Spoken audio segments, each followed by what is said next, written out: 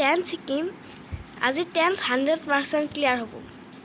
Tense হ'ল তিনি প্ৰকাৰৰ প্ৰেজেন্ট টেন্স পাষ্ট টেন্স আৰু ফিউচাৰ টেন্স প্ৰতিটো টেন্সৰে চাৰিটাকৈ ভাগ আছে present tense past tense future টেন্সৰ indefinite tense continuous tense perfect tense perfect continuous tense present tense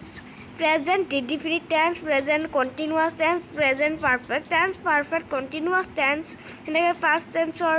past indefinite tense past continuous tense এইবাৰ প্ৰেজেন্ট টেন্সৰ প্ৰেজেন্ট ইনডিফিনিট টেন্স যিবোৰ ঘটনা চিৰসত্য আৰু অভ্যাসগত বা দৈনন্দিন কাৰ্য বুজাবলৈ প্ৰেজেন্ট ইনডিফিনিট টেন্স ব্যৱহাৰ কৰা হয় গঠন subject plus verb plus object প্ৰতিটো টেন্সৰ গঠন মনত ৰাখিব লাগিব নহলে টেন্স কৰিব নোৱাৰি প্ৰেজেন্ট ইনডিফিনিট টেন্সৰ কেইটামান উদাহৰণ হ'ল হি সদায় স্কুললৈ যায় হি অলৱেজ গোজ টু স্কুল গাখীৰ বগা মিল্ক ইজ হোৱাইট আমি ভাত খাওঁ উই ইট ৰাইচ আমি হলো উই খাওঁ হলো ইট ভাত হলো প্ৰেজেন্ট টেন্সৰ প্ৰেজেন্ট কন্টিনিউয়াস টেন্স বৰ্তমান কালত কোনো এটা কাম চলি থকা বুজাবলৈ প্ৰেজেন্ট কন্টিনিউয়াস টেন্স ব্যৱহাৰ কৰা গঠন subject plus am is are plus verb ing plus object গঠনটো মনত ৰাখিব লাগিব নহলে টেন্স কৰিব নোৱাৰিবা এতিয়া উদাহৰণ 1 মই এতিয়া কিতাপ পঢ়ি আছো I am reading a book now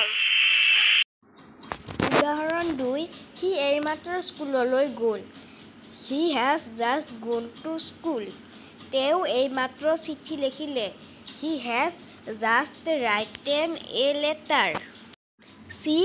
Present perfect tense. বৰ্তমান সময়ত বা কালত কোনো কাম এইমাত্ৰ কৰা হোৱা বুজাবলৈ প্ৰেজেন্ট পাৰফেক্ট টেন্স ব্যৱহাৰ কৰা হয়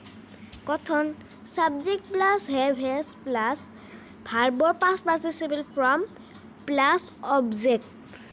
উদাহৰণ তাই ভাত খালে she has eaten rice ভিডিওটো ভাল লাগিলে সাবস্ক্ৰাইব আৰু লাইক কৰি পিছৰ ভিডিওত পাষ্ট টেন্স আৰু প্ৰেজেন্ট পাৰফেক্ট কন্টিনিউয়াছৰ বিষয়ে হ'ব